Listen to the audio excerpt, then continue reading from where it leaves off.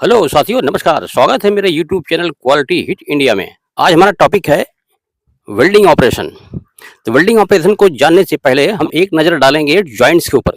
Joint क्या होता है, जोड़ क्या होता है, संधि क्या होता है, इसको जान लेंगे तब हम जानेंगे कि वेल्डिंग ऑपरेशन क्या होता है। साथियों, दो या दो से अधिक वस्तुओं को अगर जोड़ दिया जाए, एक कर दिया जाए, तो जिस स्थान पर वो जोड़े जाते हैं उस स्थान को जॉइंट, जोड़ या संधि कहा जाता है। अब जोड़ या संधि प्रायः दो प्रकार की होती है। नंबर एक, परमानेंट या स्थायी जोड़। नंबर दो, टेम्पररी या अस्थायी जोड़।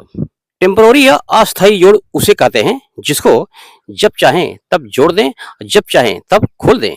जैसे हमारी शर्ट का बटन है, इसको हम जब चाहें तब खोल दें, जब चाहें तब बंद कर दें। इसलिए हमारी शर्ट का जो बटन है ये एक प्रकार का टेम्पररी या अस्थायी जोड़ है।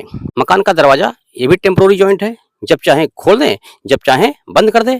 मकान की खिड़की, ये भी टेम्पररी या अस्थायी जोड़ है, जब चाहें जोड़ दें, खोल दें, जब चाहें बंद कर दें।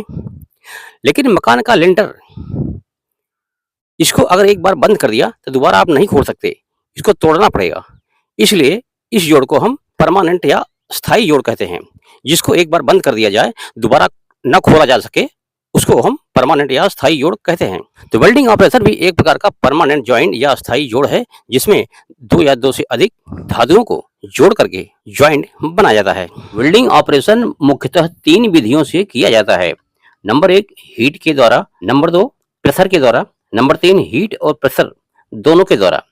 इसमें फिलर मटेरियल का भी इस्तेमाल किया जाता है जो जॉइंट को स्ट्रांग बनाता है। आगे बढ़ने से पहले न्यूटन का एक सिद्धांत है, उसको जान लेते हैं ताकि वेल्डिंग ऑपरेशन को समझने में आसानी होगी। न्यूटन का एक सिद्धांत है जिसके अनुसार ब्रह्मांड की किन्हीं दो वस्तुओं के बीच की दूरी अगर जीरो कर दी जाए या कम से कम कर दी जाए तो दोनों वस्तुएं मिलकर एक हो जाएंगी, फिर उनको अलग करना मुश्किल हो जाएगा। इसका एक फार्मूला है, F is proportional to m1 m2 upon r square.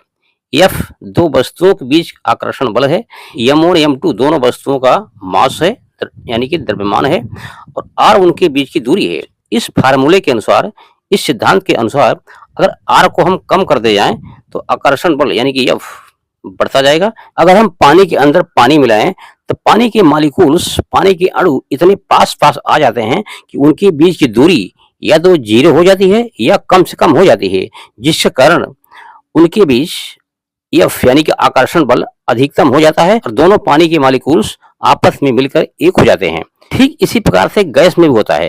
एक गैस में दूसरे गैस को मिलाएं तो दोनों गैसों को मॉलिक्यूल्स, अणु इतने पास पास आ जाते हैं कि उनके बीच की दूरी या तो जीरो हो जाती है या कम से कम हो जाती है, जिसके कारण उनके बीच लगने वाला आकर्षण बल, अट्रैक्शन फोर्स अधिकतम हो जाता है और दोनों मिलकर एक हो जाती हैं। फिर उनको अलग करना असंभव हो जाता है। लेकिन जब किसी दो ठोस पदार्थों को, दो सॉलिड्स को पास पास लाते हैं तो उनके बीच की दूरी कम नहीं हो पाती, जीरो नहीं हो पाती, क्योंकि उन दोनों के मॉलिक्यूल्स आपस में इतनी मजबूती से जकड़े होते हैं कि वो एक दूसरे के पास नहीं आ पाते हैं। इसलिए उनके बीच आकर्षण बल ज्यादा नहीं हो पाता और वो एक नहीं हो पाते हैं। तो अब इसके लिए हीट का प्रयोग किया जाता है, गर्मी का प्रयोग किया जाता है, ताकि जब दोनों को हीटअप करेंगे, गर्म करेंगे, कि दोनों का आपस में जो मॉलिक्यूल्स बंधे हुए हैं वो बंधन ढीला होगा और उसके मॉलिक्यूल फ्री होंगे। जब फ्री होंगे तो दोनों के मॉलिक्यूल पास पास आएंगे और पास आने पर उनके बीच की दूरी कम हो जाएगी और आकर्षण बल बढ़ जाएगा और दोनों मिलकर एक हो जाएंगे। तो इसी विधि का प्रयोग करते हुए हम वेल्डिंग मशीन के द्वारा हीट प्रोवाइड करते हैं और जोड़े जाने वाले पुर्जों को हीट करते हैं। तब दोनों के मॉलिक्यूल्स पास पास आते हैं, दोनों जुड़ जाते हैं और जॉइंट तैयार हो जाता है।